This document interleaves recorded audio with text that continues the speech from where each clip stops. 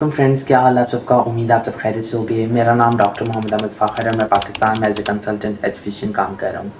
आज का जो मेरा टॉपिक है वो बहुत ज़्यादा इंटरेस्टिंग होने वाला है। आज मैं बात करने लगा हूँ कि बच्चों के अंदर जो दांत निकालने का अमल होता है वो किस उम्र के अंदर शुरू होता है, और अगर बच्चे देर से दांत निकालें तो उसकी क्या वजह हो सकती है, और आपने इसका इलाज किस तरह से करना है, तो या फिर आप इसकी मैनेजमेंट किस तरह से कर सकते हैं। तो चलते हैं अपनी वीडियो की तरफ। तो आज मैं बात करूँ कि दांत निकालने का अमल जो है वो बच्चों के अंदर 6 माह की उम्र में जो है वो शुरू हो जाता होता है।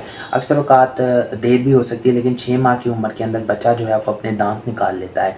सबसे पहले बच्चा 6 माह की उम्र के अंदर सबसे पहले नीचे जबड़े के 2 दांत निकालता है। तो फिर 6 माह या फिर 7 माह की उम्र के अंदर आहिस्ता आहिस्ता बच्चा फिर ऊपर के 2 दांत निकाल लेता है। ये जो आहिस्ता आहिस्ता फिर जब बच्चा 2.5 साल की उम्र में आता है तो वो अपने सारे तमाम दांत जो है वो निकाल लेता है। लेकिन जब ये दो दांत होते हैं जो बच्चा सबसे पहले निकालता है, इनको हम प्राइमरी टीथ्स कहते हैं।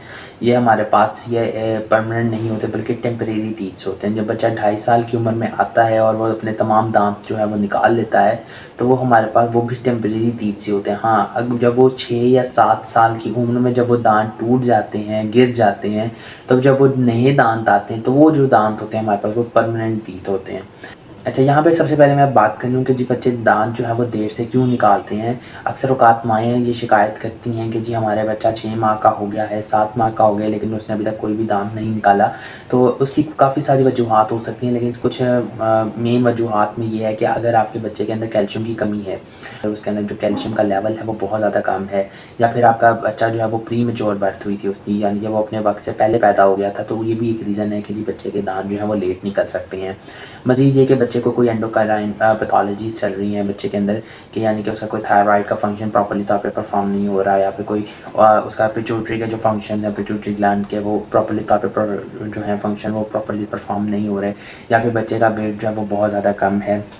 और ख़ास एक वजह इसकी एक जेनेटिक्स भी होता है कि अगर जो उसके बच्चे के जो पेरेंट्स हैं उनके अंदर भी दांत जो हैं वो देर से निकली हों, तो इस वजह से बच्चे के अंदर भी जो है वो दांत देर से देखने को मिल सकते हैं कि देर से निकल रहे हों।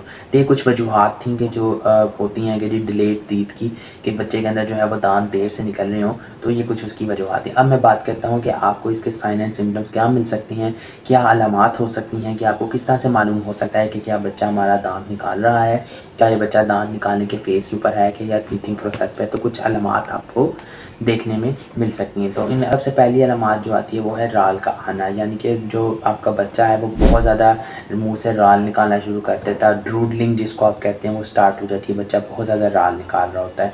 और अक्सर औक़ात ऐसा होता है कि बच्चा अपना जो उंगली है वो अपने मसूड़े हैं उनके ऊपर जो है वो बार बार लगा रहा होता है, क्योंकि उसके मसूड़े जो होते हैं वो सूजे हुए होते हैं, वो हार्ड हुए होते हैं समटाइम, और रेड होते हैं और इन्फ्लेम्ड होते हैं, मतलब कि सूजे हुए होंगे और लाल होंगे।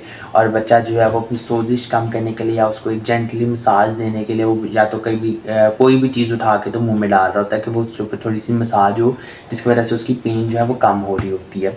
इसी तरह कि अगर आपके बच्चे को माइल्ड फीवर भी हो रहा होता है, और फीवर जो है वो 100.4 डिग्री होता है, और अगर तो ये बुखार इससे ज़्यादा हो जाए, ये जो एक रेशो आपको दी है कि 100.4 ये अगर क्रॉस कर जाता है तो फिर आप ये डेंजरस बात होती है कि जी बच्चे को जो है हाइपरपेरेक्सिया है, और देन आपको डॉक्टर की फ़ौरन ये डॉक्टर से कंसल्ट करें।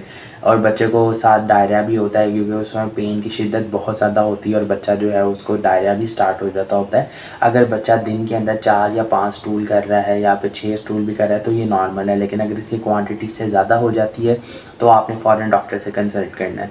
मज़ीद ये कि बच्चे के जो सूढ़े हैं वो बहुत ज़्यादा सूजे हुए होते हैं और बच्चा बहुत ज़्यादा रो रहा होता है, क्योंकि उसको बहुत ज़्यादा पेन हो रही होती है, उसको दर्द बहुत ज़्यादा हो रही होती है, बच्चा बहुत ज़्यादा रो रहा होता है। और इसी दौरान बच्चों का सर भी बहुत ज़्यादा गर्म होता है, बच्चा कान में बार बार उंगली डाल रहा होता है, कान में ख़ारिश कर रहा होता है। और क्योंकि जो पेन है उसको, क्योंकि ज़ाहिर सी बात है वो छोटा बच्चा है, उसको समझ नहीं आ रही होती कि पेन हो कहाँ पे रही है, तो वो बार बार कानों में उंगली डाल रहा है, कानों में ख़ारिश हो रही होती है, उसके साथ में जबड़े में वो बार बार उंगली जो है वो लगा रहा है। तो ये हमारे पास कुछ साइन एंड सिम्टम्स आते हैं कि जिससे हमें पता लग सकता है कि जी क्या बच्चा दांतों निकालने के अमल पर है या फिर बच्चा दांत निकाल रहा है। तो ये कुछ अलामात हमें बता सकती हैं कि जी बच्चा दांत जो है वो निकालने के अमल में लगा हुआ है कि वो टीथिंग प्रोसेस उसका स्टार्ट हो गया हुआ है। मज़ीद इसकी अगर मैं बात करूँ कि जी अगर आपको लगता है कि जी ये अलामात जो हैं बच्चे की जो सिम्टम्स हैं दांत निकाल के बहुत ज़्यादा एग्रेवेट कर रहे हैं, मतलब कि बच्चा बहुत ज़्यादा डायरिया कर रहा है, बहुत ज़्यादा लूज स्टूल पास करना शुरू हो गया है और उसका बुखार जो है वो बहुत ज़्यादा होना शुरू हो गया, बच्चा सर भी नहीं हिला पा रहा प्रॉपर्ली, सर उसका हैवी बहुत हुआ हुआ है, तो इस तरह की सिचुएशंस के अंदर आपने फ़ौरन ही डॉक्टर से कंसल्ट करना है।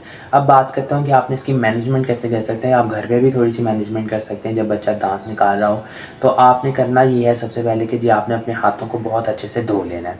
बहुत अच्छे से धोने के बाद आपने अपनी उंगली जो कोई सी भी जो आप ज़्यादा डोमिनेंट आपका हैंड है उसकी फिंगर जो है आपने उसको अच्छे से धोने के बाद आपने क्या करना है, बच्चे के मसूड़े के ऊपर जेंटली मसाज करनी है।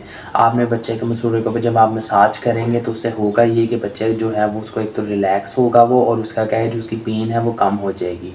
और मज़ीद आप ये कर सकते हैं कि आप एक साफ़ कपड़ा ले लें, वो कपड़ा जो बिल्कुल साफ़ हो, आप उस कपड़े को अच्छी तरह साफ़ पानी से जो है वो गीला कर लें।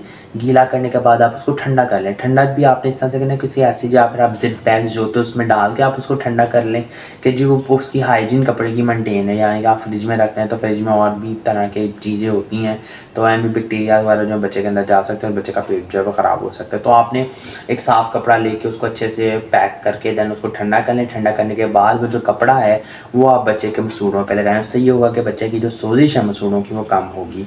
और आप ये कर सकते हैं, आप कुछ होम्योपैथिक अद्वियात आती हैं जो कि जिसका मैं कहता हूँ कि बायो 21 टैबलेट्स हैं जो कि हर माह का इंतखाब होता है, तो ना भी किसी को मालूम हो कि क्या करना है, लेकिन बायो 21 टैबलेट्स जो हैं वो सबको ही मालूम होती हैं कि जब बच्चा दांत निकाल रहा है तो बायो 21 टैबलेट्स जो हैं वो देने।